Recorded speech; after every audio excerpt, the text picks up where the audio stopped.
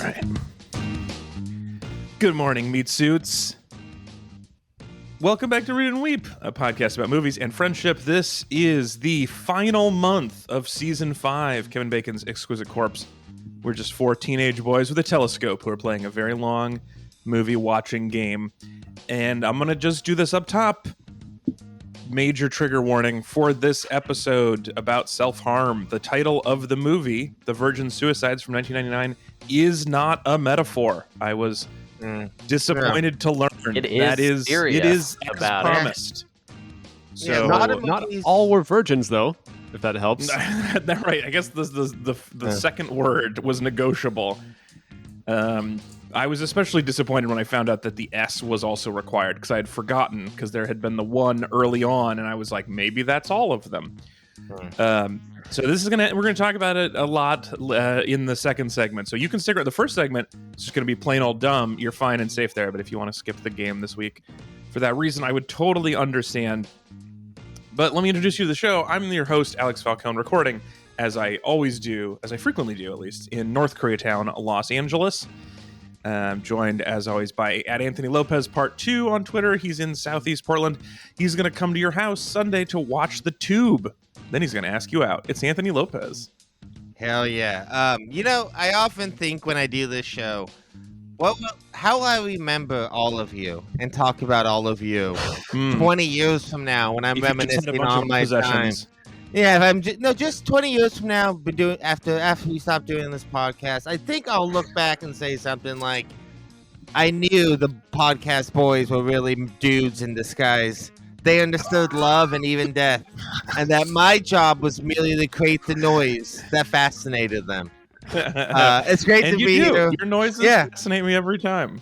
I feel like that's how I would remember and look back on you guys. Joining us, he's the co-host of the Old Gamers Almanac podcast from the woods of Brooklyn. He plays a very important position. He's the last defense before the goal line. It's Hunter Donaldson. Yeah, that's me. Wait, is that James Woods? That was James Woods. Yeah, famous good guy, all around nice dude. James Woods. The thing about James Woods is we haven't learned enough about him, and what he thinks. It was disappointing because he's so fun in this movie, and then I remembered who he is on the internet, and it's No, James Woods is an incredible. Every time he's one of those actors. Every time you see him, it's upsetting. You get upset again because he's so good in stuff, and he has such a great career. And just for the record, and to cover our asses, none of us think James Woods does cocaine. None of us would ever dare say that on this podcast. And anyone who thinks we would, don't. Because I don't want to get sued by him like that one guy. Never. No. Yeah. So we're not I will say, I think a lot of his opinions are wrong. Yeah. I feel safe saying that. He can't sue me about that. Very safe saying that, yeah. I just also joining us around at the panel, he's in Northern California. The theme of his coming out party was gas masks. It's Ezra Fox. Goodbye, cruel world. Goes into the pool. Yeah, dark joke of that pool. Okay, let's talk. Dark filter also on all the way they shot that. On that scene, yeah, that's very true. Yeah, a lot of green. Sophia gave it a green vibe. All right, so before we come back to this movie, let's take a brief detour and thank all of our fabulous and generous meat buddies who support the show, despite the fact that I tell them not to. You can do the same. You can do what I've asked you to not do by going to Metreon.com, and we really do appreciate everybody who supports the show, including last week we talked about Brendan. Just want to give you a quick update because Brendan was nice enough to send along several pronunciation guides just about 8 minutes after I butchered his name repeatedly on the podcast. Did we get any of them right by chance? It was as we probably could have just toned down this. If we hadn't stressed about it probably would have been fine. I think I got in my own head about the extra letters. Just Brendan. Oh man. Also says, I'm happy to be supporting the show, even if you tell us not to. For what it's worth, I've already watched most of Cameron's filmography, most of Nolan, and we plan to watch North by Northwest this weekend. And there's a doc for his dad film school that I can share with you guys here in the chat if you want to see what they've been up to. Because we were talking about Brendan's cool project of dad film school, and you can see very thorough. I like a person who's got a spreadsheet that does that color gradient automatically. Yeah. Yes. Good work. Good work. Everyone use it. Beautiful. I love this. It's really nice. Yeah, and we got some classics. I mean, I can't wait for your child to not understand what's going on in Maltese Falcon. It's one of my favorite ways to be confused. Is that movie and Tenet, which I guess you've seen, looks like Tenet? Yeah, boy, yeah, a lot of opportunities to be confused. Yeah, I mean, if that's not the history of film in a nutshell, we started out at Maltese Falcon and ended up at Tenet somehow. I don't know what is. I don't know what sums up. I will say it looks as though Apollo 13 was added specifically from our discussion, so that's good.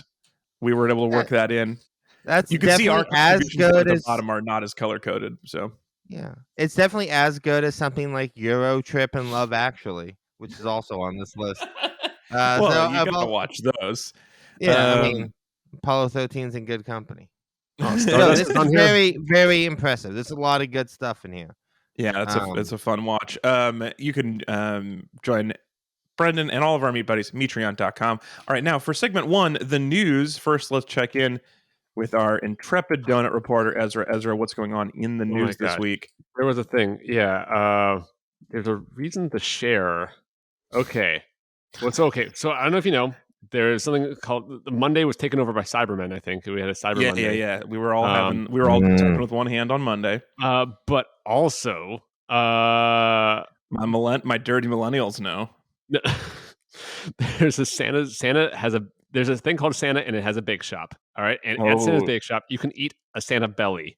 Basically, this looks like a red donut with a belt on it. It is cream filled. There's a also gingerbread. Okay, this is very confusing. So, this is like a mashup. We have a gingerbread, which is a bread, I guess, but it's also is a cookie now, and now it's a crumb, and now it's on a donut. So this is it's gone through a lot of different life phases. Of formats. Yeah, this is a sugar cookie, but it's also a donut. This is a red velvet cake, but it's also a donut. Everything can be a donut, I think is what I'm learning, and labels mean nothing. Donut. I will say, having done this segment with you now for a few weeks, which everybody agrees, highlight of the show. I have been paying more attention to the sad, weird world of these email lists that I'm on that I don't want to be on, and my favorite one was all of the people who all of the companies, not people. I mean, people who wrote for companies, I guess, but who sent me what they were thankful for on Thanksgiving, including the LAX parking structure. Just wanted to let me know that they're thankful for me and I just feel like you could not. It cost you $0 to not send that, and I just the meeting where someone was like, "We really need to reach out on Thanksgiving." Let everybody know. Yeah, parking structure is thinking about them. Pray for the poor copywriters who got a brief that said, "Can you tie our parking structure in with Thanksgiving?" Those poor people. Every holiday is a parking structure holiday. Yeah. What do you have to write? I can't speak specifically for that parking structure, but most parking structures at most major airports are very lucky that people haven't in a rage just burnt them down yet. So maybe they are genuinely thankful that it's like, hey, look, we know this place sucks, but you put up with it every day, and thank you for that. Thank you for being cool. That is a very good point. Fuck, we don't deserve this. It definitely deserves to be imploded at some point. That's the donut news. Okay, some personal news. Big news from my YouTube channel, which you can be watching this show at youtube.com/AlexFalcon. Oh, Alex, NoFap is almost over, so you got to be really excited about that. You can right? fap again, Alex. Yeah, congrats, Alex! I'm so happy. Did I tell you about this last year where my wife wanted a habit tracking app, and the one she opened, it had public goals that people were doing. And so she just comes in, she's holding her phone, and she just goes, "Hey, what do you think FAP means? And why do so many people want to stop it?" The whole thing, she was like, she wanted to track her French lessons every day, the entirety of the public thing. And why would you don't need to make that a public goal, but the entire thing was different people's NoFap goals. Anyway, that was an embarrassing day. We got to hold ourselves all together, Some people feel real guilty about it, apparently. That's all I can tell you. It's not feeling guilty. It's that it makes you strong. It makes you cool. Is it balanced out? Is it all FAP April or something? I mean, for balance in the universe, there has to be. Yeah. It's seasonal. All right, so Yeah, personal. you're not, Wait, sorry. you're not Before you go driving further. Spring has sprung. All right, keep going. Yeah. It's a solid message. I will see what the goal tracking apps are. I mean, it'll be like how every hour? How often? I don't know. Okay, we can move. Let's move on from this segment. Because continuous, we don't want. That would not be good for society if it was. That's what makes you strong. Anyway, keep going. I do want to say the system. You gotta it's Thank you. like Get the going out, on like a lemon and water diet. It's a cleanse. You gotta really clean out the pipes every once in a while and let them restock. 5 days into April, it's just dust. All right, we gotta move on. This segment sucks. I hate this so much. No, that was gross. That was gross. You're the one bragging about how you can jerk off again to start off this segment, Alex. Yeah. And then Alex, you turn around and call us perverts. At least we were doing it in code for a little while. It got less coded, and then now we have to add a different trigger warning for like boys alone on a show being gross. Too many boys talking about fapping. That's a question. At what point is FAP no longer the code and like jerk off is the code? You know what I mean? Like FAP is so used at this point. But only among the extremely online young pervert. Like there's not. That's not this true. is why my wife has never heard this. No one in real life uses that. That's the thing. I think anyone under it's one of those things that it's like anyone under 20 or somebody who uses TikTok too much, that's exclusively the word they use for it. You know what I mean? Like we are the last generation to call it anything else but FAP, and that will be its name going forward. Eventually that will be the thing I hate about this so much. The thing that no one needed to add to this pantheon of metaphors was an onomatopoeia. Nobody needed it to be a sound effect. That's true. Oh, horrifying. I think it'd be cool if jerking off then got changed as a term and meant like being mean in a public place. Oh yeah, like he was being a joke. That guy's real jerking off right now, and then it's just like a guy like bleh, bleh, bleh, bleh. Like that's good. Yeah, there is that weird transition where stuff becomes dirty or not dirty, and there's just like remnants of people. I definitely had an elementary school teacher who used to, when you screwed up, referred to it as pulling a boner. And that is like a 50s expression that did not mean what it means now. She's just a little late to get the message that had changed hard. I do think language is just kind of like, it's trying to prank other generations, right? Like, it's just like, we're going to take these words and make them something that you didn't want them to mean. And you're going to keep on using, and that's how we know who's cool and who isn't. Right. It's basically a way of publicly jerking off against the next generation. Yeah. Just meaning. No, in the new meaning, Ezra. Publicly jerking off. Jerking off is now means like be mean in front of everybody. In front of people, I'm sorry, my mind's set in the old for the way. switch. Yeah. It's an uncomfortable. There is that middle of the Venn diagram time-wise. It's really awful. Eventually we'll get there. Guys, I haven't had my coffee. I'm really sorry if I'll be joking it all morning today. As soon as my coffee kicks in, I'll be feeling better and I'll stop it. It'll be fine. Guys, before we go further, is this really what you want on your Wikipedia page, that you reclaimed this phrase and this is the thing that you're? If we're all in it, okay. I really want us to know this is what we want to be our legacy. Oh, we did it. Okay, it's done. Yep. This is our. So a couple more quick things I want to do. I do want to say, okay, so I do have a big. Ez has been helping me on this, but we rolled out this morning my latest, my most difficult 60-second video to date. I made a new TikTok today. It's also on the YouTube page, youtube.com/account, which is the sequel to my biggest viral hit yet, which was the hiding stuff in books and such. I made a sequel to that where I had a bunch of new hiding places, spent, 10 months and several $100s on it. And I just want a couple of you to watch it because it's not gone viral yet. It needs a little boost. Maybe it will by the time you listen to this. But right now it's like, wow, maybe it's starting to feel like this was not a good return on investment for all of this work. It is at least one view for every day you worked on it so far. So that's probably true. Yeah. You've definitely got there. Maybe even for every hour you worked on it. Yeah, this is the most stressed I've ever been about something flopping. it should be important to note this is the silliest thing to be stressed about. In that this is like, will people like the way spaghetti falls out of my DVDs? I know it's. Well, this is the thing that's difficult. Is there's parts of this video that I think are like absolutely good. There are things that I know for sure are good. You know, like I don't want to spoil too much of it. I'll tell you guys one of them, which is that I bought. I'll show you on a video. Yeah. This is the book Clear and Present Danger by Tom Clancy. It is 700 pages long, and I hollowed it out. And there is a projector, a little Pico projector that lives in there that projects the movie Clear and Present Danger out of the end of the book, so you don't have to read it. So that's.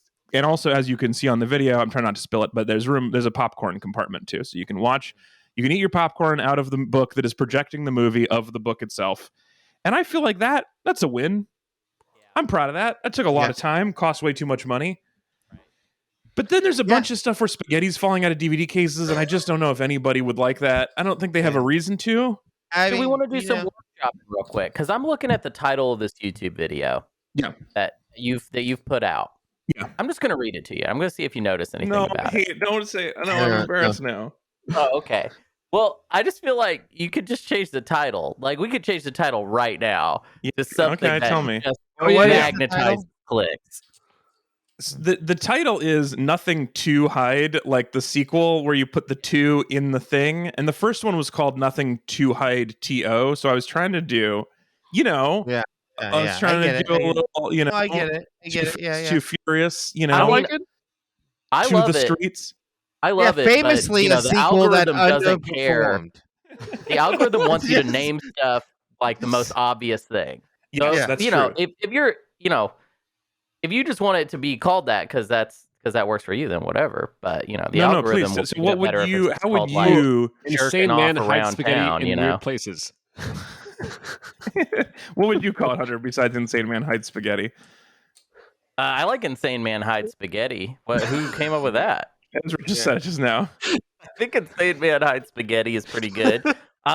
Or something like, you're not going to believe what I've hidden. Yeah. There's something hidden in the video. We have some people who watch the show on YouTube every week, and we have this joke where we put arrows and circles in the like YouTube thumbnail, making fun of other people for doing that. And I feel like this is the same, where people are going to not realize that the titles being stupid is kind of making fun of the stupid titles. Yeah. But so like people are going to see this and be like, well, this guy sucks. What a terrible title. I do like the title, Nothing to Hide, but you're right. It's pretty inside baseball. It's pretty specific to me. I mean, look, if this is a movie, that is the right title. Yes. And maybe there's a chance that great YouTube is not title. movies. Excellent title, but YouTube, not movies. It's just a scam. Well, you're right. Okay, so I've changed the title for you. Let's see. Gotta Let's say see. that this conversation, I think is very funny and interesting. It is just kind of putting in perspective. Like, we'll get to the Virgin Suicides here in a minute, but I think the Virgin Suicide is just a movie I hadn't seen until last night. It's a movie I really, really enjoyed. I'm really glad we watched it. And I find the movie to be very, very like one of those movies that, even though it takes place 25 years before it even came out in the 90s, so it's like anachronistic on top of anachronism.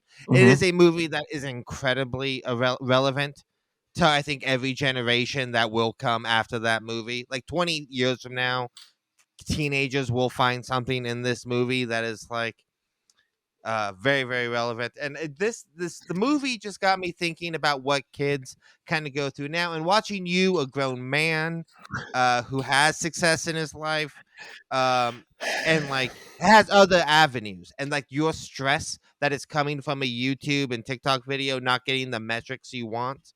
And I'm just imagining that pressure on like a 16-year-old me, right? Like, because there are 16-year-olds who are going through this times 1,000, right? Because not only is their entire social scene much more tied into their videos, into their content and all that, but also like maybe they don't have any other avenues. They have no other creative outlets. And the fact that like you, I know, are like probably looking at the metrics, but I doubt you're like the one of the things that from my understanding of following a lot of YouTube creators is like the metrics that you can get if you want, YouTube will give them to you. YouTube will give you all the numbers you could possibly ever even numbers you don't even know exist. YouTube will be like, "Oh, you want to know how you're failing here too? Yep. You want to know how you also suck at this and this." YouTube's and most this? punishing one is like, do you know 90% of people tune out at second 7? What did you do wrong there? Yeah. Yeah. And so like just that, like, even though the Virgin Suicides was made in a universe that cannot,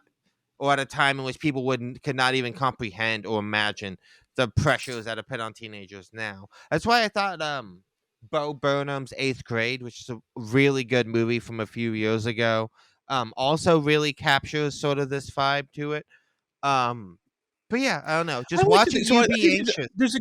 You're making a good point. I did expect the way you started that you were going to say that this video of me hiding spaghetti in my apartment also will speak to generations for generations. That's a going on. That we all know. I think that was that's everybody's implied. That's all your work. I mean, I say that about everything you have invented, Alex. I mean, I do sort of feel like I think that what you're saying is true for youth. Yeah, we call you Evergreen Falcone for a reason. That's right. You know, because you're just. I think with me, it's a little different in that this is just like. This is just another form of my work, which is like I take a new joke on stage and it bombs, or I did stand up on television and I wait to see how the industry reacts to that and what offers I get out of that. Like if you brought a report to your boss that you spent 6 months working on, you'd be like, boy, I hope they like this report. That's what I've just put a lot of work in it. It's just that my job is like extremely stupid.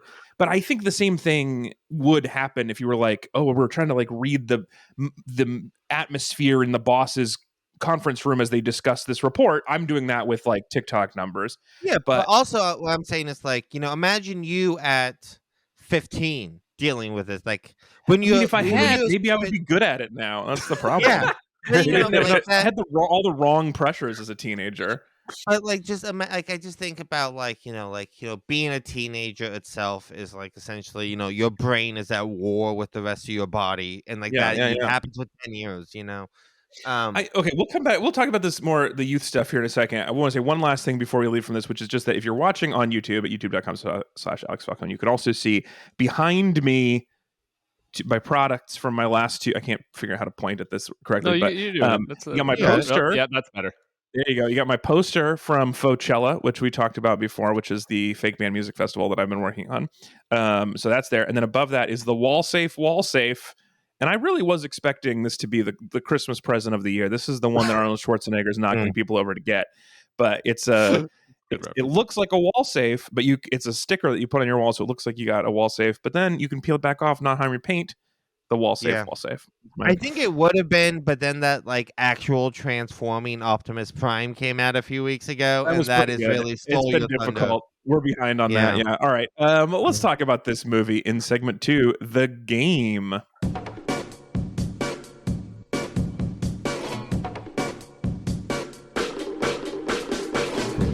In segment 2 of The Game this week, as we've mentioned, we watched The Virgin Suicides, the 1989 American psychological drama film written and directed by Sofia Coppola, based on the 1993 best-selling novel of the same name by American author Jeffrey Eugenides. This book was Jeffrey's, and the movie was Sophia's debuts. These were their 2 debuts teaming up. This was starring internet nice guy James Woods, as well as AJ Cook, Kathleen Turner, Kirsten Dunst, who was also in Anastasia 2 weeks back, Josh Hartnett, Heartthrob Josh Hartnett, and of course, very importantly, crucially, starring Mr. Danny DeVito. Yeah. So this move, as mentioned, was from Anastasia. What happened was it was Anthony's turn. We had just redrawn a round of turns. I used a power card to swap with him, and then picked the same movie he was going to take points away from him. So basically just a points tax. I had a card that allowed me a points tax, but we moved to the movie that Anthony wanted anyway, which was your super pick. Anthony, why did you pick this movie? a few reasons. One, I did want to sort of add some variety to the movies I had been picking on this. My goal with this project was to see new movies I haven't seen, stuff I've always wanted to see, but never got a chance to. I've always been fairly interested in Sofia Coppola's movies, but a lot of them I haven't really enjoyed too much. But I always have appreciated her as a sort of director and as a writer, as someone who makes interesting movies. A big part of the reason why I chose this one in particular is that I feel like society in the last few years has been going kind of through like a Kirsten Dunst revaluation. She's one of those actresses who has been around literally our entire lives, right? We all grew up with Kirsten Dunst, from like Interview with the Vampire, Jumanji, stuff when she was a kid, to like her kind of indie darling phase, to the Spider-Man movies, which she doesn't get a lot to do in, but I think she's really good in those She movies. kisses upside down, which I don't know if you guys have ever done that Spider-Man Well, kiss. she doesn't do the upside down part though. That's like the more. He's upside down, but there's to comparatively. Yeah. But if you guys ever do that kiss, it's too much. Not easy. Yeah. No, your tongue is too rough and so if you do the two rough parts next to each other, it's just sandpaper on sandpaper. Yeah. It's not good. Not good. No, also the thing people always forget about not immediately saying yes, which makes me think you've not tried this. It does. It's not good. Well, no. For what Alex you do also both hang upside down. That's the way to do it. Oh, you just want to both hang your head down. That's the best way to do it. You guys are also forgetting the most important thing about that scene in the movie is that it was it's set in the rain, so they were essentially waterboarding Tobey Maguire while he was making out with Kirsten Dunst hanging upside down. His nose and mouth, and then poured water on it. Oh, that's awful. Yeah, very unpleasant filming experience. But the last few years, I feel like between like her work on sort of like How to Become a God in Central Florida, Power of the Dog, she's been doing a lot of interesting stuff, and I kind of feel like maybe we didn't really appreciate her when she was sort of younger being and stuff. So I've been trying to rewatch a lot of her work. I think she's great in this movie. I really enjoyed this movie. I found it fascinating. I love kind of like what this movie is going for. I sort of like what I sort of took away from this movie is that it's very much sort of like the way society and like neighborhood and cultures are sort of like obsessed with the lives of like young, attractive women, but could not actually care about them as people and the pain they go through and the suffering they go through. Like that is completely irrelevant. This is a movie about 5 daughters who are the main point of this universe. They're the most important characters in all these people's lives, but no one in this movie is interested in actually knowing them or caring about them. The characters are interested in knowing them, they just can't. And they also don't want to, right? Like that's like one of the funniest. I think this movie is like very funny too. That's another thing. Is I think this movie has a great sense of humor to it. But like one of the first scenes when they're like imagining them at this field and they're jumping around, there's a fucking unicorn in the background hanging out with them in their fantasy. Like it is incredibly on the nose. Like they're like just straight up fantasies to these boys. They're not real people at all, And I think that's true. I do think that if you like, well, so one is that it's narrated by the people who were there, who exist, and because of the way things played out, those girls are ineligible to narrate the film, right? Because they're no longer with us. So we are kind of left with, and I do think that it is interesting. I mean, the neighborhood thing is a super interesting part of this, of just like how you watch other people's lives and what you think about other people through, like in this case, telescopes and their garbage. Like that's literally what you one get of my their favorite lives. jokes is when they're tearing down the fence and the one housewife comes over with lemonade. Yeah. Like this is really good gag of this woman walking on this massive tray of lemonade and cups as they are watching the fence that the youngest daughter killed themselves on get tore down. The way the neighborhood like rubbernecks and like all the constant use of voiceover from people you don't even see talking shit about this family. The thing is narrated by Giovanni Ribisi, who we do not get to see his wonderfully weird face. It's never. We also have like just neighbors, like other moms in the neighborhood narrating off screen, and we never see the conversation. It's just like it's a really interesting movie about like about not knowing other people but obsessing over them. I think that's really interesting. Let me give you guys a summary for those of you not seen this. So the main reason you watch this is because of Kirsten Dunst. She's definitely in it, so you nailed that. But let me tell you, if you've not seen The Virgin Suicides from 1999 or read the book by Jeffrey Eugenides, here it is. Giovanni Ribisi is a faceless adult man recounting the most fucked up thing that ever happened in his neighborhood when a 13-year-old girl he lived near attempted suicide. And then everybody in the suburb talks about why. But Dr. Danny DeVito swoops in and says the main reason is she doesn't get to hang out with boys enough because of her very strict religious parents. So they throw her a boy-girl party where she excuses herself, then jumps out the window, and triggering her parents to lock down the other 4 sisters even more strictly than before. And so we see the rest of the movies from the outside trying to figure out what's going on with them. A year later, the hottest boy in school convinces the dad that he's hot enough to take Kirsten Dunst to the homecoming dance along with his other daughters. And he's just James Woods is just so horny for this guy that he's excited. Like, please, I will represent you to my wife. I will make the case that you should be able to make out with my daughter. Well, of course, they watch TV together. And they did watch The Tube. Yeah. Yeah. But then they go to the dance. Kirsten and Hot Boy fall in love, but then Kirsten fails to come home, which was literally the theme of the dance, is homecoming. She couldn't even do that. And so they lock the daughters in their room permanently, take them out of school, no socializing at all. The girls form a prison phone call relationship with the voiceover boys, and then in a very strange and mean trick, convince the boys to come over in the middle of the night only to discover the bodies of the 4 sisters who have completed a suicide pact of their own, which messes up the boys pretty bad, causing them to narrate this whole story. And then there's a party with other people we don't know and gas masks, and then that's the movie. Yeah. So it's the story of these girls and the boys watching them, and then an unrelated party with gas masks. I'd forgotten about that party until I saw this again. Like I'd completely, I thought it ended with the suicide. I've completely. It's a very interesting, writing choice to put this whole denouement of the gas mask party. I love it. I think it's very needed. I don't dislike it, but it's the interesting final act choice of this movie, right? Like it's like this is really great. I wouldn't call this movie it is very dreamy and very atmospheric, and it really feels like a memory. That's one of the things I really love about this movie. Or it feels like a story that is being told. But there's a lot of sort of on the nose imagery, like this gas mask party. There's a subplot involving this fungus that's killing the trees in the neighborhood, and how if you don't stop it soon, it is going to spread and kill all of these. Yeah, this idea of contagion. In the movies, right? Yeah, but what I like is a metaphor for the contagion, and we do know that suicide among teenagers has a contagion effect. I don't know that the metaphor of the Parks Department needs to remove the original problem.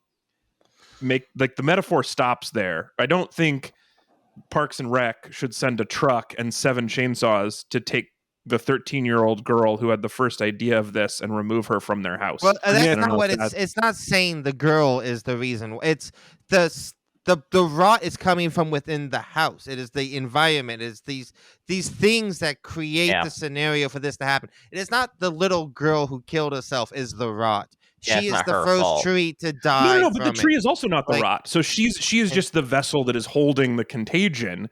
And then the Parks Department shows up with 9 guys and 8 chainsaws to take care of that one tree. I'm just saying that's where the right ratio, Alex. Just so I know, how do you send the Parks Department? How many chainsaws? How many guys? Yeah, 4 and 8. I think probably you do 2 or 3 tree arborists, 1 chainsaw. You never need multiple chainsaws standing around the same one tree. For each that hand. Sounds so dangerous. So we're talking about you're saying that the scene had about 5 guys too many. Is what it is. Like more chainsaws than I thought. And my point was that I think that's where the metaphor gets a little bit weirder. If the girl is the tree, I mean, I wonder if there's no once it's got out, it doesn't actually matter maybe what you do at that point. There's no containing it either way. I guess right. That does seem to be what the Parks Department is saying. It's not containable at this point. I do like that the movie is basically like this is the parents' fault. Some movies would make it seem like it's not, but this one is like, And actually, it's pretty much seems like it's the mom's fault because we don't Yeah. ever see anything about what she thinks, Well, and we well, do it's watch the dad's James Woods fault, go from too. being I mean, a little annoying to how's it not completely the dad's- daffy. How's it not the dad's fault? Yeah, I would Like- argue that it's they are definitely a factor of it, but a huge part of this movie is that there's so much information missing. We don't. Yeah. There could be something completely else. That's the fault, right? We honestly don't know. These girls aren't real characters. We don't actually know what happened. We don't actually even know if that was a consensual suicide pact, right? There Right. is no information Yeah. given, right? We only have these little scraps of it, right? And even the point is like even the parents don't care what happened. This was They will never know what happened, you know? But yeah, they're Right. not great. I do love James Woods, those like little scenes that are like so real, like when he brings up the homecoming dance to his wife in front of the girls. oh god, as, that was like, a bad this is parenting the move. I'll say only for the record. way. No, It's that gonna was a get pro through. parenting move because he Yeah. wanted them. He was bringing in help. Yes, exactly. There was no way he could have gotten that through without the girls there and that pressure, right? He knew So, like, exactly he what he was purposely- doing. As It's I a don't real like it. 4D chess move when it comes to parenting, you know? yeah, it was strong. I did. That's why I guess I feel like it seems like it's less his fault because he really wants somebody, specifically somebody who plays football, to boink his daughters. He's very Yeah. interested in that. But he's also like completely okay with like pulling his daughters out of school, locking them in the house for But he weeks also at a like time, right? You know? lost his job because of it. Yeah. Yeah, Yeah. I guess I'm being cute about it, but it does feel like the movie's sort of suggesting it's the mom's fault. That's how it feels. I mean, well, this is interesting. But I mean, both of them. Yeah, it's not just like that. Like some person is terrible to the kids, and then the other one's like, "Well, I'm not doing that myself, and so I'm allowing it to happen, and so I'm blameless." That's definitely not how that works. The thing with like I don't know. I remember being annoyed. I guess I think when I saw this before, and also I think maybe with like Lost in Translation, just the gaps were annoying for me. I guess like the a lot of stuff that's like not that you don't get the purview into in terms of like like some Sofia Coppola movies where it's like that I've seen where it's just you don't get that kind of psychological like I don't know intimacy I guess that would make typically like as I've been seeing a satisfying movie, but like I've come around a bit. Like this was there's a lot of cool stuff going on, and I feel like you kind of get to assemble it, and it was less distressing, I guess, to have like the lack of closure this time around watching. Maybe in I was primed with like with Lost Highway as a even more like like tough to get into movie for me. So I think this was I enjoyed this a lot more than I expected. I think. You guys. Okay, so I'm gonna take a guess here. I'm gonna take a stab from knowing how you guys turned out as adults, which is very good. You turned out very good. 11 out of Thanks, 10. Ed. In general, the people who I like as adults did not enjoy high school. So I'm going to take a guess that none of you guys feel like you peaked in high school. Mm-hmm. Is that safe? No, for sure. Actually, go ahead. Ez? Oh, I was, No, I want to hear Anthony. No, I was a very miserable person in high school. Not just like I had some good times. I went to a fairly small school. It's not like I had like a lot of like bullies or anything like that. I sort of got along with everyone, but I was just in general. I did not take being a teenager well. I'm a very anxious person. I'm a very depressive person. I'm someone who.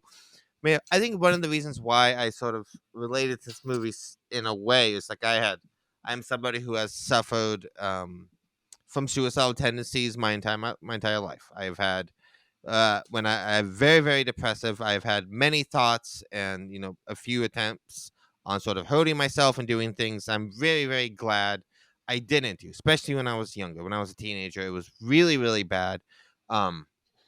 And I definitely am very glad that I didn't ever do anything too extreme, that I'm alive and I'm here today and all this. But I very much had a lot of those feelings and things like that. And I think this movie, one of those things I mentioned earlier, before we kind of got to the movie directly, is that sort of timeless quality to it. Even though this movie came out in '99, it takes place 25 years before that. Still, so many of the things Like I see this today, news programs about teenage suicide rate and the exploitative nature of like people sensationalizing these stories and like in the news and on social media and the pressures and how it's harder to be a kid today than whatever. I think that like all of that stuff I did relate to a lot. So this is actually what I was movie, wondering about. See, the fact that you relate to it, and I did too, maybe a little differently, but I still related to this. It seemed reasonable. And that's one of the things that I liked the least about it. If you make a movie that really feels like one of my least favorite times in my life, the more real it is, the less I want to watch it. The more, and I spent a lot of this movie sort of like cringing. And that's why I'm not going to watch that Bo Burnham movie. Not because everyone says it's good. Everyone's like, man, this is a really good depiction of middle school. Then no thanks. Then please keep it as far away from me as possible. The last thing I want is to feel realistically like I'm back in middle school. Did you guys am I the only one who had that problem of it feeling good and reasonable in a way that I hated? It definitely reminded me of not great stuff. I enjoyed high school though. I had like a good time in high school. But it did remind me of, because of all the religious imagery, it just reminded me of the pains of being raised by Christians and being raised in the church. There's definitely like a special kind of trauma for that. And it's funny that the movie it just has that in the air. It never really goes directly after that. And it made me kind of want to read the book, because I want to know if maybe the book is a little more like, because it felt a little soft-handed in that way, almost as if it was just like, we just want to suggest the church. We don't want to like go to, and there's the scene where she has to burn all her records. Yeah. And that part seems to be like very... the record thing, Oh, right. Yeah. See, that was way too real for me, because I grew up in a very religious household, and my parents would frequently like steal my CDs, look through the books for lyrics, and they would destroy stuff. If they found out I had stuff that they thought was satanic or of the devil or whatever, like that would happen regularly. My parents' idea of punishment was destroying your shit. Like that was how they would get you. Like it was sucks. It was very like, oh, I hate that. You're not as mad about that. That's a parenting mistake to me, in a way that bringing up something you want in front of the kids, be like, "What, honey? You're not going to let us go to McDonald's?" Like that seems like that was a pro move, whereas like destroying your kids' possessions feels like only a way to mess somebody up. The gag of the mom, even though all of her kids are now breathing horribly toxic fumes, being like, "I'm still right here." It's just funny image. That scene was really great, because when she was like, "I'm going to burn those records," I was like, "No, you can't.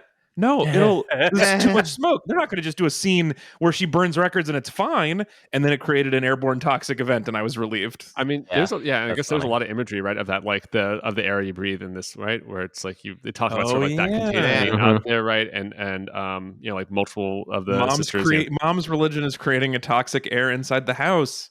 Literally, so many metaphors I didn't get. There's a lot of good stuff. I know. For it's my fun part, to hang out with people afterwards who can give you sort of a breakdown of all the metaphors you missed. That's like extremely satisfying for me. It's a group project. And then what I can do is I can go talk to my wife and be like, "Guess what I just figured out?" Whoa! All by myself. So awesome. I'm a good boy. Did you have fun in high school? So I had. So middle school was real bad for me. I feel like I think I could have been I think it could have been a lot better than it was if I realized like, oh, in order to make friends, I have to say like I have to be a person who like does the first step. Because I went to a new school like in 6th grade, and I was like, I had friends before. I don't remember making any of those, so I must be.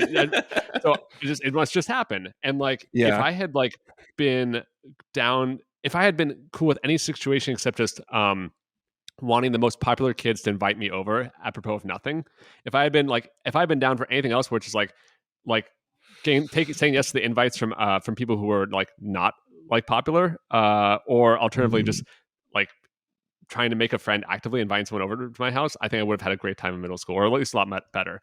I was definitely much more miserable in middle school than high school, for sure. And I think I had maybe friends. part of it is the thing, Anthony, you mentioned casually, like no bullies in high school. And I think that structurally is more likely because you can just get further apart. It's a bigger building we could go off campus for lunch. So you could just like get in your car and drive 5 minutes and sit in McDonald's parking lot instead of being at school. You could eat for just the ability to be further away from people made bullying much less common, although it was still miserable. So, but I like middle school, you couldn't go anywhere. So I feel like middle school was much more miserable for me because it was more, and I think everyone tight. Uniformly is middle. I mean, I think most people are miserable in middle school. I think like there's sort of it's like feels like a prison where everyone is just like kind of in the same situation basically, and like maybe there's some hierarchy, but like everyone is still stuck there basically in a way, and like and no one is happy really fundamentally. So I think that the thing that was interesting about the movie, I think they got like the feelings feel very right to me, like fundamentally. And maybe like the frustration I had, at least on the first viewing, was that like at the time I wanted that greater insight into girls. I feel like it I felt like this is it represented like the amount of insight I had into girls very well, which was annoying. Where it's like I want to see like can I understand a little bit more on this movie even? And it's like no, I get the same level of like insight where it's like this is like these mythical creatures. One thing that made me felt the most real to me was a group of boys in a circle, and one of them is just telling bald-faced lies, and everyone's like, "Yeah, that checks out. Oh, cool. That's nice. Yeah, thank you for leading the way into people's houses, and then you just know everything about them. Crazy." I used to hate that. That was like my least favorite thing about being a child was having to listen to like the worst lies ever. Yeah. Like just everyone who was a liar was so bad at it, and you had to be polite. I hate when people make me be polite and just listen to things that are obviously lies. Like it's just, and I have to just be like, yeah, cool, okay, yeah. So I don't feel like I had that level where I recognized it all the time. I remember there's so many things where it was just like, oh yeah, your cousin is Justin Timberlake, cool. Like there were just so many things that everybody just believed. Oh yeah, that's what the person who lives in that house used to get up to. We all know that. Yeah, the way this movie captures a lot of like very specific types of kids that I knew, like the kid with the sunglasses who's the first one who tries to jump off of the yeah, badass. Like that was the kid I know. The Jason Schwartzman's older brother who's in this movie, he's the one Coppola looking kid with the slick back hair, like that kind of like greasy kid with slick back hair is so specific. Who I think we saw in Princess Diaries before. He was also the kid from Princess Diaries, but like I remember a friend of mine, and when I was like 9 or 10, she was like, her older sister was a few years older, and she was telling me how her older sister used to write boys' names she liked on her underwear, and like that was like one of those things that like it always stuck with me as like, oh, that's a very weird thing this girl did. And then you watch a movie like this, and you're like, that's probably one of those things that like a bunch of girls thought they were the only one to do that, or I definitely wrote crushes' names on like notebooks and stuff, never on underwear. But yeah, it's because funny. Then I'd be afraid like you lose the underwear, they would return it to the wrong person. My underwear. They'd be like, I found your underwear. Okay, so another thing about this that I was wondering about how it felt to you guys from high school experience is dances, because this is a very like 50s dance or 60s dance, 70s dance. Anyway, not a 90s dance. Because a 90s dance, there's a lot more grinding in my memory, which I'm sure is even worse now. But also, I went to a couple of high school dances, like fancy dances, and it was so much less people dancing with each other and so much more just like groups of friends standing in a circle chatting. It was way more like just like you could be a dork at a dance because you'd bring 3 dorks and you'd hang out and be dorks. And it wasn't like we didn't do Homecoming King and Queen, I guess. It was just like groups of dorks at a dance. And they were actually like not that bad. Mostly just because it felt kind of harmless. I feel like. Did you guys do dances and did it feel like this or did it feel better or worse? I felt like a bunch of dorks, hanging out, just like talking to each other. Just a bunch of dorks that already hang out all the time. Yeah, exactly. It's like let's go hang out wearing nice clothes, you know? Yeah. I have the saddest thing that I can share. Okay. Oh hell! So in middle school dances, you're saying with a smile, so it's an okay sad. I'm not going to be bummed myself. It kind of shows I think where my head was at. Like so.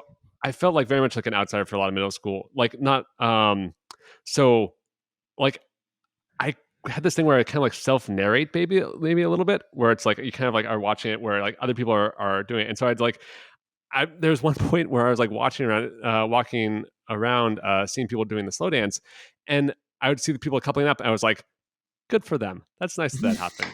And I just like as I'm going around the perimeter, seeing people are like, oh, that's cool. Okay, that's nice. That's exactly what I say when I'm in a hotel and the people on the other side of the wall are having sex. Good for them.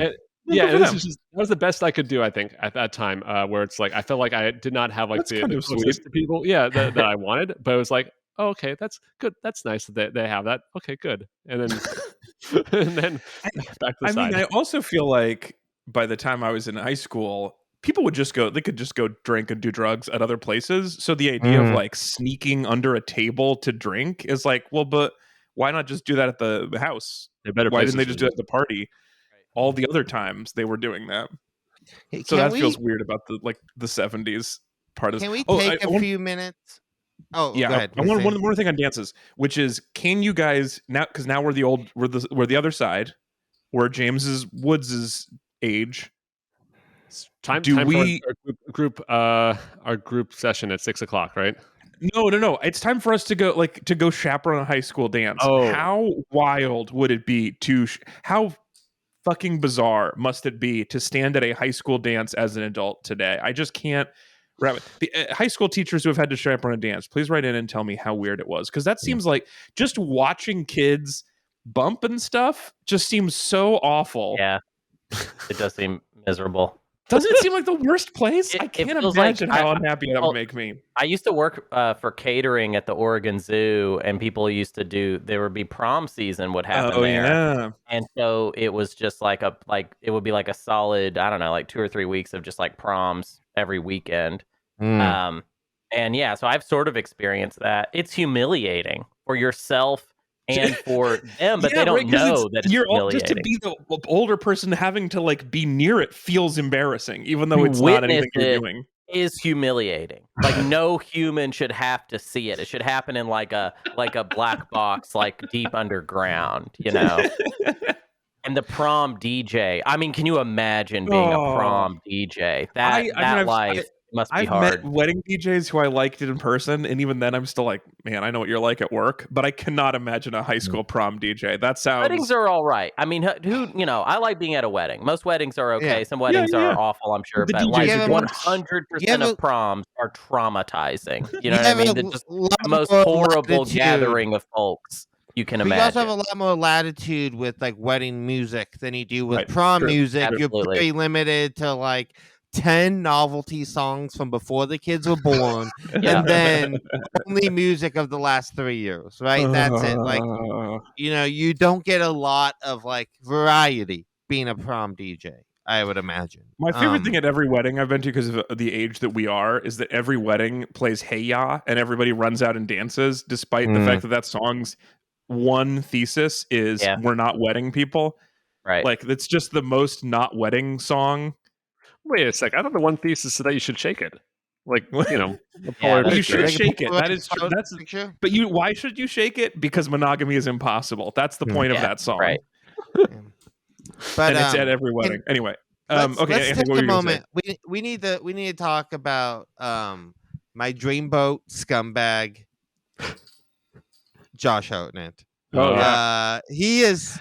Why? So immediately, as soon as he came on, I was like, "Oh, this is Dreamboat Scumbag from my youth." But Megan didn't recognize him. So what else? What do I know him? He had a no fat movie. No, yeah. So he does have a no fat movie. That is true. Here's the thing about Josh Hartnett. He's a very interesting actor. 40 days. He was a huge heartthrob in the 90s, early 2000s.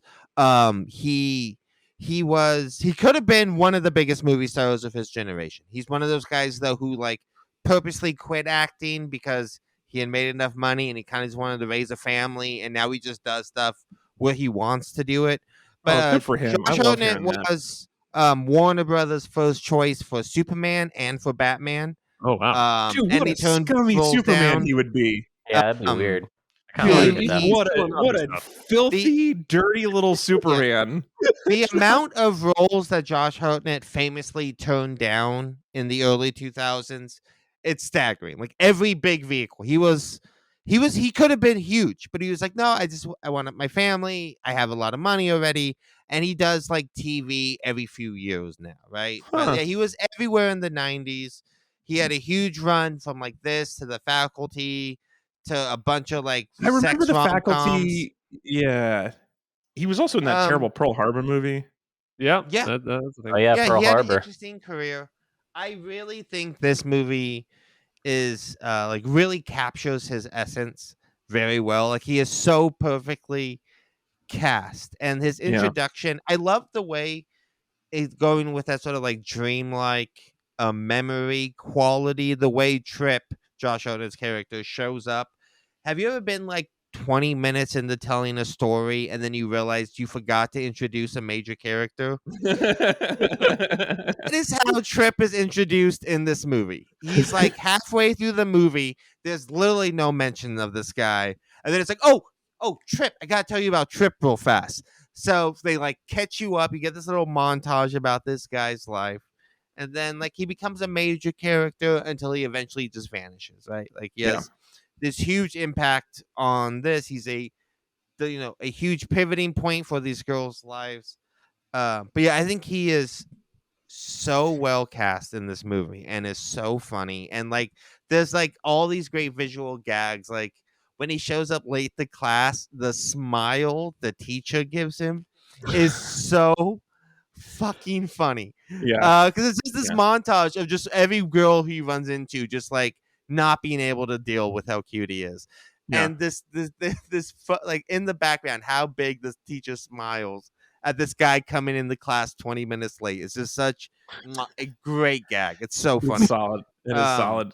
But yeah, he's just I want to say he was in Scream, but he wasn't. That's the problem I'm having. Is like why? And I've seen a bunch of things he's in. He was in Lucky Number 11, which we watched on this show. Yeah, he was in the Faculty, which is the one where the teachers drink too much water, right? It's the one with the water. They can't drink water. They're aliens.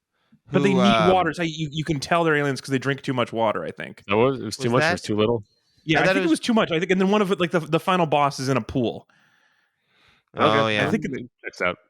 Yeah. But yeah. Anyway, I keep thinking he's in something bigger than the things that he's in, though, because he's so burned into my brain as dirtbag teenage heartthrob, and he doesn't seem like he actually was. It's interesting. I mean, a lot. He had small roles in like Sin City, 40 Days and 40 Nights. He was in Black Hawk Down. Black Hawk Down, yeah. But, like everyone was in Black Hawk Down. That's one of those movies that like the cast is like just unbelievable. Halloween, H2O. I don't think I saw H2O. Anyway, okay, so that's man, him as Superman is a great alternate universe I really would like to think about. Okay, but now we should move on. Let's rank this movie. Let's put it somewhere in our master quality list. So where would you rank 1999's The Virgin Suicide? Can you give me 5 to 15? What? Can you give me 5 to 15? Where that is? Like what do we have right now? Good range. Sure, 5 to 15. I like the way you guys can just like tell a group. All right, so Eternal Sunshine, Iron Giant, One Flew, which also has Kirsten Dunst in it. Eternal Sunshine, Iron Giant, Cuckoo's Nest, Hero, Good Bad Ugly, Happy Together, Batman, But I'm a Cheerleader, Unforgiven, Best Movie of All Time, Apollo 13, and Bowfinger. That's 5 through 15.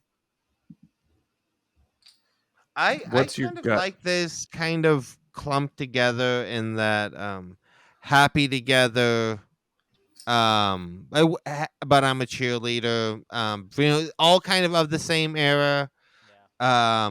With his weird Batman sandwich in there. Yeah. But I mean, we kind of admit, without Batman, none of these movies would exist, right? Batman is like a foundational text. Yeah. This movie is a foundational text for the late 90s indie sort of scene, right? Without Batman, I mean, they say this all the time. As went Batman, as went 90s cinema. So went Sofia Coppola in the 90s movies. Yeah. All right, so where do you put it, Anthony? So you want to say in the middle? You want to put it where Batman is at 11? Yeah, I put it behind Happy Together. Happy Together and above Batman? Yeah. So 10.5. All right, sounds good. Hunter, what do you feel on this? I was going to say the same thing, right underneath Happy Together. So just give me the same one. I'll nudge it above Happy Together, actually, because I think that's what I was going to say. So I think I like this a bit more than Happy Together. I mean, it's so weird to compare anything to Happy Together, but that gives us a score of 40. Very easy to divide. 10. What did we decide? Does it go above or below the thing when it ties the number? Yeah, so if it tie goes to the new one. So that means it's just above Happy Together. It's the new 10th best film of all time, right after The Good, the Bad, the Ugly, and above Happy Together. All right, cool. Yeah, that seems fair. Can I ask you guys a question? Yeah. Before we kind of leave this movie, how many Coppolas can you all name? Ooh. Oh.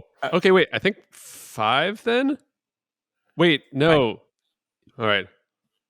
I mean, I can name the two main Coppolas, and then I feel like I have 2 secret Coppolas, and then that's it. No. So now it's like 3 secret Coppolas, I guess. So you're up to 5. Hunter's on 7. 6. No, I think I got 6. You couldn't do one more and get Slevin? I can't think of another one. All right, 5, 6. Anthony, how about you? I think I'm also at 6. All right. Well, I'll do my 4 Maybe first. More? So I feel like we got Francis Ford and Sophia. That's the obvious 2. Yep. And then I feel like Jason Bateman and Nick Cage are secret Coppolas. Wrong. Yes. I think it's the wrong. Well, Wait, Nick Jason Cage Bateman? is Jason Bateman a secret Coppola? No, not Jason Bateman. Jason Schwartzman. Yeah, you got it wrong. Jason Schwartzman. Okay. Well, and then you got. Okay. You So guys, wait, Ezra, you have one more. So where can you go? So Jason Schwartzman, and then was it his brother Robert Schwartzman? Is that right? The person who was in Roman. Oh, Robert Schwartzman. That's Roman in this. Yeah, Robert Schwartzman, who's in this. Yes. Yeah. Okay. And then you have the one Hunter just named, Roman. Is there? Is Jason Francis Ford Schwartzman's mom though? Is that? Yes, Talia Shire. That's the main one you're forgetting from Rocky and The Godfather. So yeah, you have basically Francis, Sophia, Roman, Francis and his 2 kids. I think he might actually have 3 kids, but Roman is the one who Roman writes co-writes a lot of Wes Anderson movies, and is the special effects supervisor on he did all the special effects on Francis Ford Coppola's Dracula, all the in-camera effects and stuff with his dad. And then Talia from Rocky and stuff is Jason Schwartzman's mom, I believe. I think that's how they're related. But yeah, his kids are Giancarlo, Roman, and Sophia, who are all filmmakers. Although Giancarlo passed away in 1986. Oh, so August Coppola is another sibling to Talia and Francis, and then there's Okay, a lot of Coppolas. There's a lot of Coppolas. Good. That was a fun bonus. I like it. Jason Schwartzman, not Jason Bateman. Okay. Next order of business, Ezra. What is the official score going into our final month? Let's do this, because I did not score it up super well last time I read this. I feel real good about this time, though. I feel like I'm going to get it in 1. Okay. I have, see, this is right. Hunter, 15 in last place. Then me and Anthony at 16. And then Alex, 20. Oof, that's a lot of points. All right, so now I agree with that score. So now, Anthony, the deal that we made 2 weeks ago was that Alex gets 2 points and Hunter gets 1 for not making me watch porn instead. Taking my point. Well, here's the thing. I consulted a lawyer about this. And I've learned that any deals made under duress are not legally binding deals. Right. And absolutely. The fact that you pit me over a barrel, took my move from me, and then that's what happened. Extorted me 4 points to get to my movie. I feel like now I traded positions and then offered you a deal because I actually did want to watch your movie, and you said sure. I don't feel like you were over any sort of a barrel, and I bet if we went back and listened to the tape, you would be like, I can't hear even a semblance of barrel in Anthony's voice here. I'm so excited. Like we've had deals go south before, right? So it had like a couple weeks of me going out with Hunter before to have this happen. So I'm very curious to see. I will just say, Anthony, because I thought there was a chance of this happening. It is too late for me to get game revenge. But what I can promise you is I will be less fun to hang out with for the next month. And I don't mean a little bit. I mean severely less fun. I will be so crushed. If you do this, that it will make me a lot less fun for the next month. All I can offer you is my unpleasantness. That's a good point. I hadn't considered that. You hear that? folks, that's what a barrel sounds like. Yeah. So now it doesn't count anymore. You're right. See, now he's continuing to threaten me rather than own up to what he did. Right. He is It's an doubling down, diplomatic strategy. making it worse. I owned up to it. I told you at the beginning of the show. I charged you a 2-point tax. All right. Yeah. Anthony, I will do my best to make Alex more fun by cheering him up constantly over the next month. I'll send gift baskets. I'll figure out what it takes. Oh, I'll take a gift basket. I'll take anything in the real world since this game doesn't mean anything. No, I'll give you fungible tokens, like this actual things. Fungible? Fungible. I don't know. Play-Doh. I'm going to give you Play-Doh. A whole lot of Play-Doh. A gift basket of Play-Doh. I'm going to sponge the shit out of it. Funge it up. What were the point totals one more time? Where's Alex at? Me and Ezra are at 16. Okay. Yeah. So basically, so Alex at 20, you're at 16, I'm at 16, Hunter's at 15. So you can put yourself, if you keep them all, you could go up to 21. You could do other shenanigans where if you get 4 and then gave 1 to Hunter, it'd be 20, 20, 16, 16. You could give 5 to Alex and then see what happens there. Yeah. How do you also, Alex? Will I just give you my points? As a human being that you said on your honor that you would do. No, because I was going to get these points and then you stole them from me and then you sold them back to me with a tax on it. Reasonably, which I don't think is fair. Reasonably, and I will say, in general, we believe in a progressive tax system, and you have gotten to be first 8 times out of 10, which is unreasonable.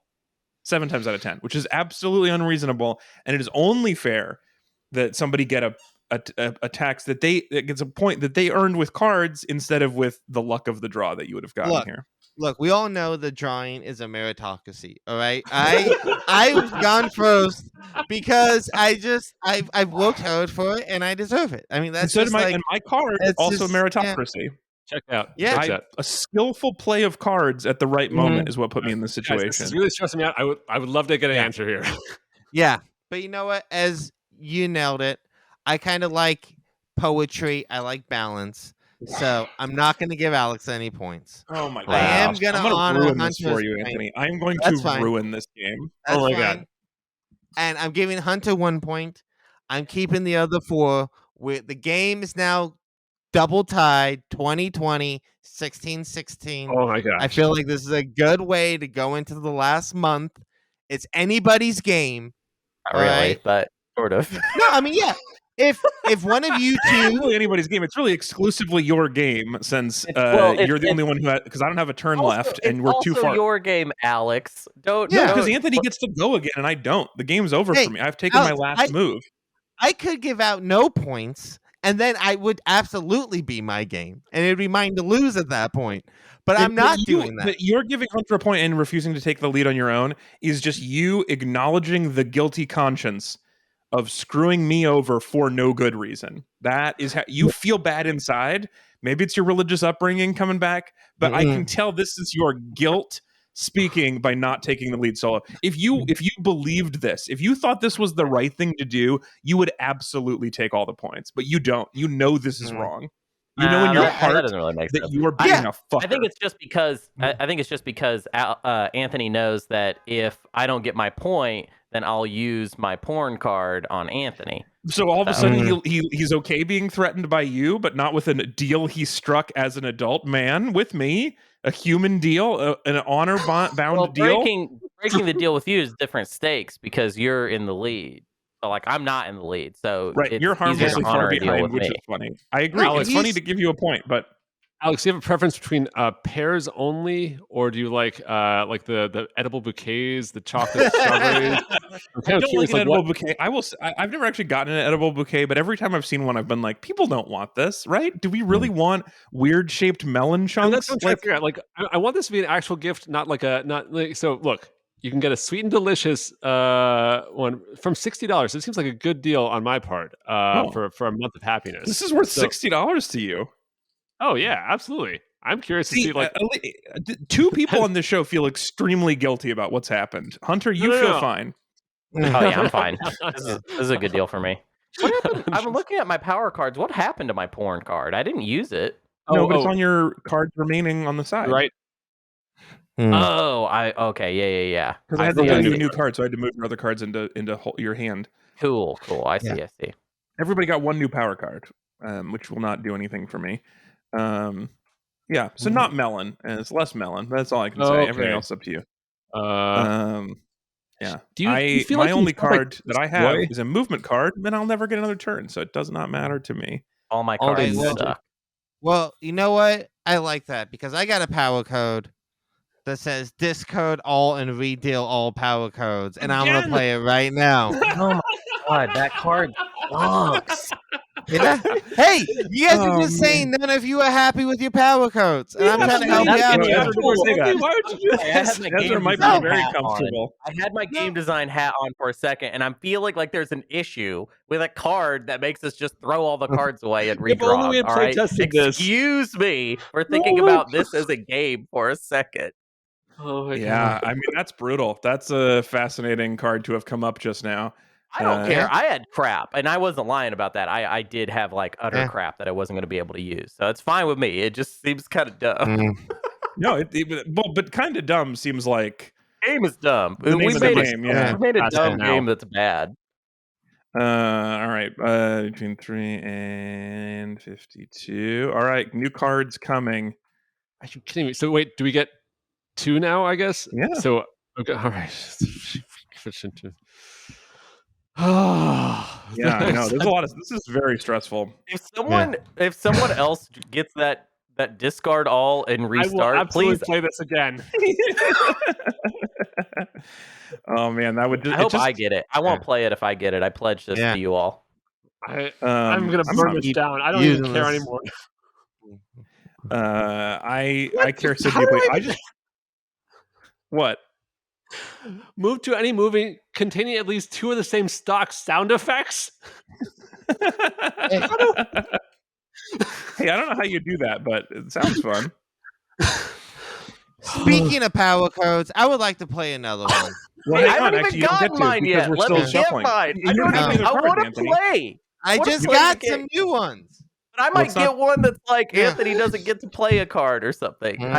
You have to let me at least see my new cards. All right. So the new cards, the new deck has been dealt. Everyone should have 2 cards. Let me know if you do not have 2 cards. I got 2. All right. Oh, okay. So who's going to pick today? I'm supposed to. Ezra's on deck to pick. We traveled through. Who do we travel through to get here? Kirsten Dunst. Kirsten Dunst. So we can't travel through Kirsten Dunst. Yeah. I got a card. Yeah. I mean, there's somewhere I think we need to go. Well, hang on. We need to go from this movie. You don't have a say. You don't know what I have or don't have, Alex. So you don't know what I got. That's true. Yeah. But I feel like, this game's ending. Okay. The year is coming I have something. up. Oh my god. I'm proposing. I'm not necessarily playing this card, but Ezra. Yeah. If I played a card that allowed me to change my movie, my wait, it says original movie choice. I assume that means my target movie, correct? Target movie choice. Yeah, we'll say that. If I changed it to Batman Returns, considering it is a Christmas movie, would you pick Batman Returns and travel through Danny DeVito? We split the points 3-2. Who gets the 3? I get the 3. Give me the 3. Play game. I if I can help you on my turn, I will help you on my turn, and you will get the 3 to get to your target movie. That's not bad. Wait. What if you just change mine to be it, and then I get 3 too? No, you're going to change your but not someone else's original. But I'm the one playing the card. I think if I lose a card, I should get the higher number because I'm spending a resource. Alex, what new movie did you pick? Because I haven't picked a new movie yet. I don't know when I should do that. You're going to have to pick it before Ezra goes. Yes. Yeah. So mine's The Illusionist from 2006, which is an interesting setup right now. Yeah. What do you think, Ezra? It's holiday themed. Yeah, look, We're in December. I'm nearly there. I just need to know some quick thing about what was the budget of the 1997 Cinderella movie? Excuse me.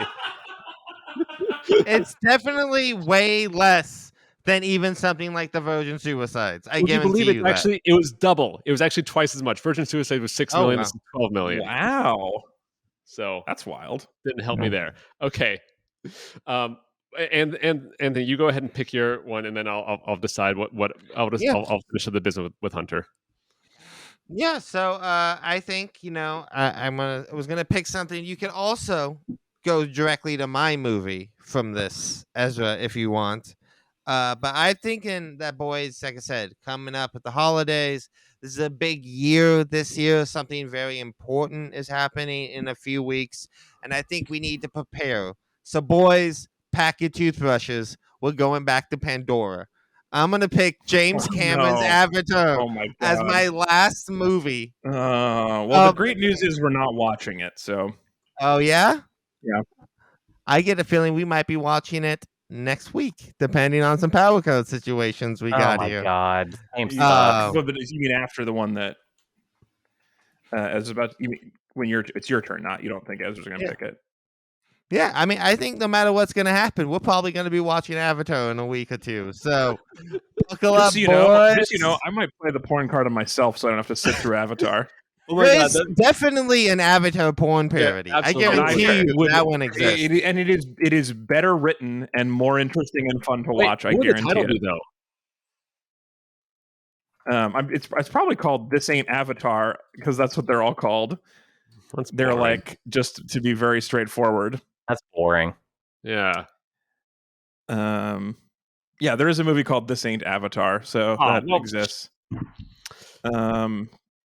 I'm assuming that they're very blue. I haven't. Yeah, probably pretty blue. All right. Yeah. I would watch that instead. I might do that and just tell you I was an oops. Might just oops my way into that.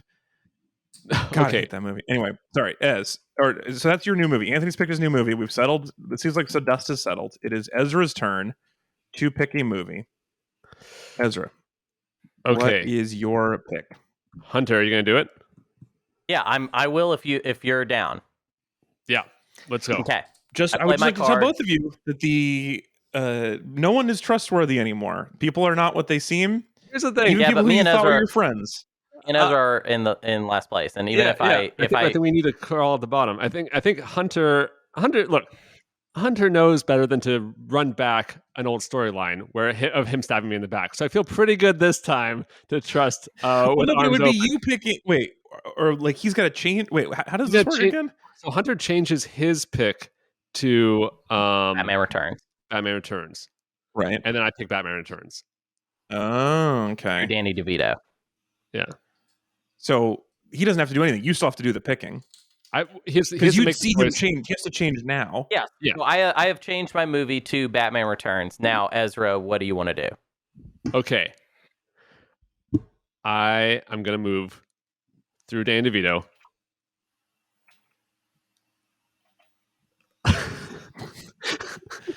Always Sunny in Philadelphia. The entirety of the show. No. I'm going to try not to be evil for the rest of this game. So we are doing. I want to see. I've never seen this. We'll keep our Batman's. Never seen Batman Returns? I was too young when it came out. For the show? Oh, no, this movie fucking owns. Yeah, Batman regular version. This movie is Isn't this the weird. one with Penguin? Yeah, we watched Batman and Rob. Wait, no, we watched this for the show. I wasn't on that one then. Oh, you know what we did is we watched. We did this for a movie crawl, for a pod crawl, where we watched Batman and Robin, and someone else, another show, watched Batman Returns. I think. Yeah. Okay. So the first movie, I want you to prepare. First movie, Tim Burton is trying to play good with the studio. He has a lot of demands on him. He makes a very, very important action movie. Very, very important cinematic artifact. They let him do whatever he wants for the sequel, and he says, fuck that superhero stuff. I'm going to make a movie about weird sexual hang-ups in adults. And that's what it is for 2 hours, and it's amazing, and it's very, very kinky and weird, and it's a good movie. We're going to enjoy it. We're going to have a good time. Really good. It's a good Christmas movie, too. It's a wholesome Christmas movie. Okay, so we're moving to Batman Returns. All right, next week we're watching the 1997 film Batman Returns, and through Danny DeVito. And it is official.